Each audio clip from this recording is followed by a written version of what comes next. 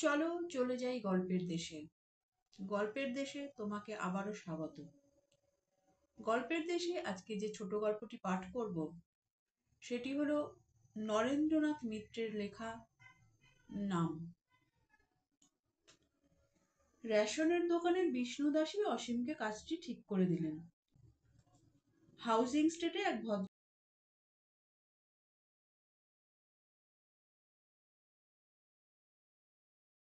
মহিলার বাড়িতে কাজ করতে হবে। রেশন ধরা, বাজার করা, ঘরদোর ঝাড়পোছ করা, গৃহস্থ বাড়িতে যা যা দরকার হয় সবই করতে হবে অসীমকে। অসীম জিজ্ঞাসা করল, জল তোলা, বাসন মাজা সেসবও তো আছে বিষ্ণু কাকা? বিষ্ণুবাবু হেসে বললেন, আরে না না, ওসবের জন্য মিসেস চৌধুরী আলাদা ঠিকেজি রেখেছেন। তোকে ওসব করতে হবে না। বেটা ছেলে যা যা করে তুই সেসব কাজই করবি। জানিস, বাড়িতে একটিও ছেলে নেই।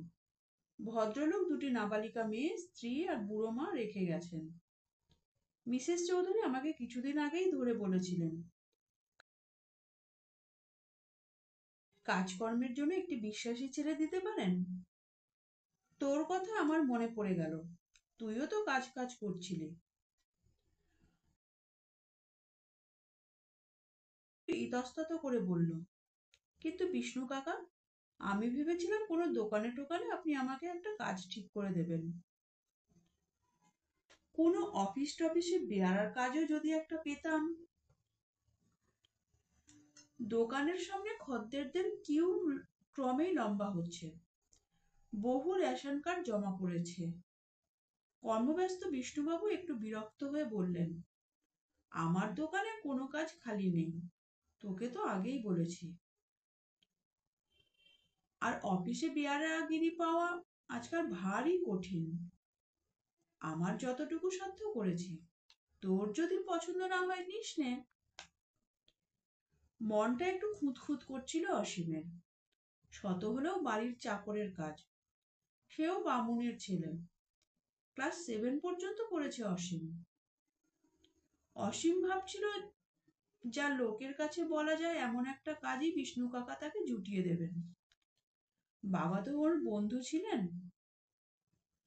শহীদ কলোনির বস্তির ঘরে মায়ের কাছে ফিরে এলো অসীম। সব বৃত্তান্ত বলল।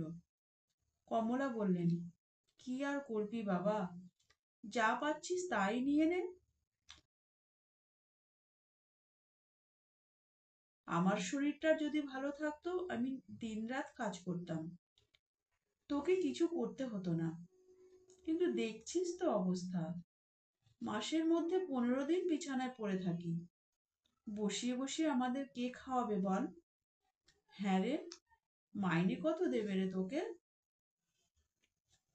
অসীম একটু অভিমানের সুরে বলল, আমি জিজ্ঞাসা করিনি মা, বিষ্ণু কাকা যা ঠিক করে দেবেন তাই হবে। 15-20 টাকার মতো হবে আর কি। অসীমের অভিমানের কারণ ছিল, সে ভেবেছিল সমবয়সী ছেলেদের মতো অসীমও স্কুলে পড়তে যাবে।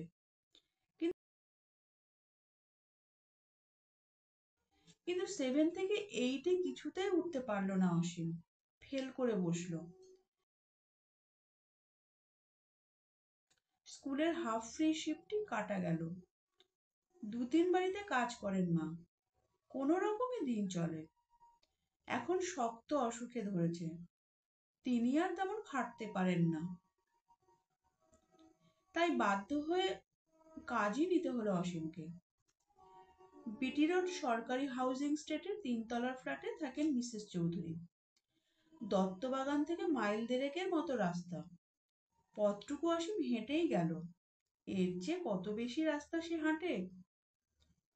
মিসেস চৌধুরী তাকে দেখে খুশি হলেন, বললেন, ও, বিষ্ণুবাবু পাঠিয়েছেন তোমাকে? বেশ, থাকো এখানে, মন দিয়ে কাজকর্ম করো, তোমার কোনো অসুবিধা হবে না। আমাদের এখানে যে থাকে তাকে আমরা বাড়ির ছেলের মতোই দেখি। মাইনের কথা তিনি নিজেই বললেন। বিষ্ণুবাবু কত বলেছেন তোমাকে? অসীম বলল, কিছুই বলেননি, আপনিই বলুন। মিসেস চৌধুরী বললেন, আপাতত 15 টাকা দেব, থাকবে খাবে জামা কাপড় সব পাবে। যদি ভালোভাবে কাজকর্ম করো পরে বাড়িয়ে দেবো। ভালো কথা। তোমার নামটা তো শোনা হয়নি, কি নাম তোমার? অসীম চক্রবর্তী। ভদ্রমহিলা একটু গম্ভীর হয়ে রইলেন। আর একজন বৃদ্ধা পাশেই বসেছিলেন। তিনি কাঁদো কাঁদো ভাবে বললেন, না বাবা, ও নাম তুমি বলো না। ও নাম যার ছিল সে আমার বুক ভেঙে দিয়ে চলে গেছে। ও নামে তোমাকে আমরা ডাকতে পারবো না। মিসেস চৌধুরী ব্যাপারটা বুঝিয়ে দিলেন। এ বাড়ির যিনি কর্তা ছিলেন তার ছিল এই নাম। তিনি 3 মাস আগে মারা গেছেন। বাড়িতে তোমার ডাক নাম টাম কিছু নেই? অসীম বলল, না, আমার এই একটাই নাম, বাবা রেখেছিলেন। গরিব বাবা, অকালে মারা গেছেন, কিছুই দিয়ে যেতে পারেননি, শুধু এই একটি নামই দিয়ে গেছেন। মিসেস চৌধুরী তার শাশুড়ির দিকে তাকিয়ে বললেন, বলুন তো মা, কি নাম রাখা যায় ওর? শাশুড়ি বললেন, রাখতে হলে ঠাকুর দেবতার নামই রাখো না। রাধা গোবিন্দ, রাধা গোবিন্দ, আর কতকাল এখানে ফেলে রাখবে ঠাকুর? বৃদ্ধা দীর্ঘশ্বাস ছেড়ে উঠে পড়লেন। মিসেস চৌধুরী বললেন, তাহলে তোমার গোবিন্দ নামই থাক, কি বলো? ঠাকুর দেবতার নাম হলে অসীমেরও নামটা পছন্দ নয়, কেমন যেন সেকেলে বুড়োটে ধরনের নাম। তবু রাজি হয়ে গেল নাম বদলাতে। চাকরি করতে এসেছে, না রাজি হয়ে উপায় কি? এবাড়ির আচার ব্যবহার সবই ভালো, কাজকর্ম যা তার বরাদ্দ আছে তা অবশ্য করতে হয়। ভুলচুক হলে মিসেস চৌধুরী তেমন বকেন না, হেসেই তা শুধরে দেন। দুটি মেয়ে মিশনারি স্কুলে পড়ে, তাদের নেওয়ার জন্য গাড়ি আসে স্কুলের। ভারী সুশ্রী মেয়ে দুটি, একটি 7-এ পড়ে আর একটি 5-এ। স্কুল থেকে ফিরে এসে নিজেরা গল্প করে, কোনোদিন বা পার্কে খেলতে যায়। সপ্তাহে 2 দিন করে গানের মাস্টার এসে ওদের গান শোনায়। অসীম দূর থেকে দেখে, তবে কাছে গেলে ওরা কথা বলে। তুই বলে না, তুমি বলেই ডাকে।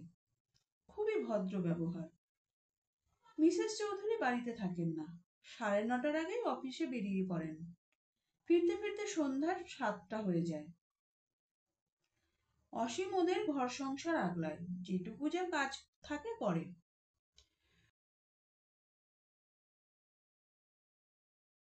বৃদ্ধা ছোট ঠাকুর ঘরটিতে বসে জপ তপ করেন, ধর্মগ্রন্থ পড়েন, মাঝে মাঝে ক্লান্তিতে ঘুমিয়েও পড়েন।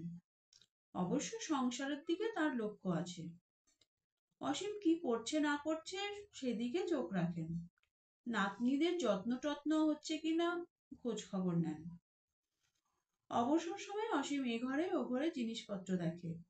আলমারি ভরা কত বই, সব বাঁধানো, সোনার জলে নাম লেখা। ইংরাজি বইগুলিতে লেখা ইংরেজি অক্ষরে একে চৌধুরী, বাংলা বইগুলিতে অসীম কুমার চৌধুরী।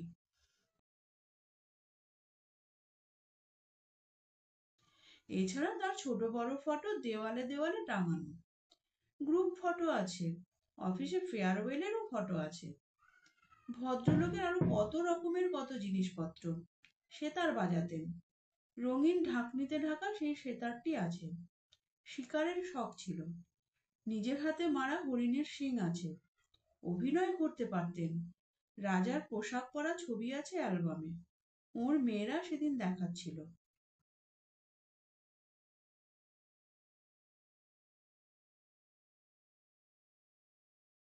অসীমের নামে নাম এই ভদ্রলোকের কত গুণ ছিল, কত জিনিসপত্র রেখে গেছেন।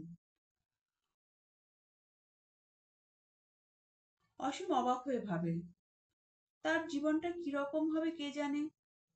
কোনোদিন কি তার উন্নতি হবে? 10 জনের একজন সে হতে পারবে, নাকি এইভাবে লোকের বাড়িতে কাজ করে করেই দিন যাবে? পড়াশোনায় তার আগ্রহের কথা শুনে মিসেস চৌধুরী বললেন,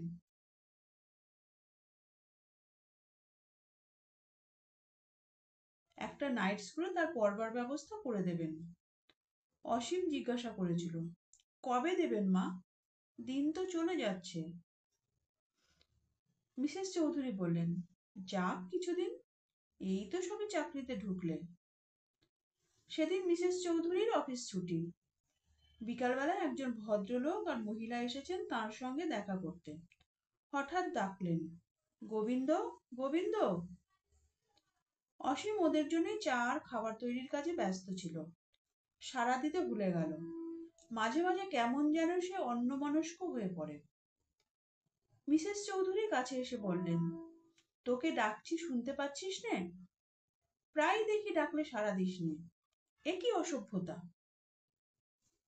অসীম বলল, খেয়াল থাকে না মা, এটা তো আমার আসল নাম নয়, বানানো নাম, সবসময় মনে রাখতে পারি নে। মিসেস চৌধুরী বললেন, ভারী স্পর্ধা তো, মুখে মুখে জবাব দিতে শিখেছিস। যিনি বকেন না তার বকুনিতে বড় দুঃখ হয়। অসীম কাজকর্ম করল, কিন্তু সারাক্ষণ মুখ ভার করে রইল। রাত্রে সবার খাওয়া হলে নিজে সামান্য কিছু খেয়ে শুয়ে পড়ল। পরদিন দুপুরে নিপাদিপাদের ঠাকুরমা বললেন, হ্যাঁ রে, অমন মুখ ভার করে আছিস কেন রে? তোকে তো কেউ কিছু বলে না, না হয় বৌমা একদিন একটু বকেইছে, তাই বলে অমন করবি নাকি? অসীম চুপ করে রইল। মেয়েরা স্কুলে গেছে, মিসেস চৌধুরী অফিসে বেরিয়েছেন। সারা বাড়িতে আর কোনো সারা শব্দ নেই। বুড়ি ঠাকুরমার অসীমের সঙ্গে বোধহয় একটু গল্প করতে ইচ্ছা হলো। তিনি বললেন, হ্যাঁ রে গোবিন্দ, একদিন দুদিন অন্তর অন্তর কোথায় যাস বলতো? পাড়ার ওই ছেলেটার সাইকেল নিয়ে একেবারে উধাও হয়ে যাস, আর তোর কোনো সারা শব্দ পাওয়া যায় না। অসীম বলল, মার কাছে যাই ঠাকুরমা, একবার করে দেখে আসি। আর আর কি? অসীম বলল, আর মা বারবার করে আমাকে নাম ধরে ডাকেন, আমি শুনি। বৃদ্ধা চুপ করে রইলেন।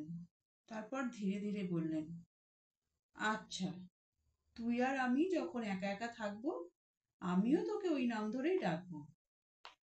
ও নাম যে আমার বুকের মধ্যে সবসময় আছে রে, শুধু মুখেই আনতে পারিনি। তার দু চোখ ছলছল করে উঠল। অসীম কোনো কথা বলল না, শুধু তার দিকে আরো একটু এগিয়ে বসল। নমস্কার। গল্পের দেশের আজকের এই নিবেদন তোমাদের কেমন লাগলো তা কমেন্ট করে জানাবে। ভালো লাগলে লাইক করো, তোমার প্রিয়জনদের সঙ্গে প্রচুর প্রচুর শেয়ার করো, এবং চ্যানেলটিকে সাবস্ক্রাইব করে বেল আইকনটি প্রেস করে রাখো, যেন পরবর্তী নোটিফিকেশন সবার আগে তোমার কাছে পৌঁছায়। দেখা হচ্ছে পরবর্তী আরেকটি নতুন এপিসোডে।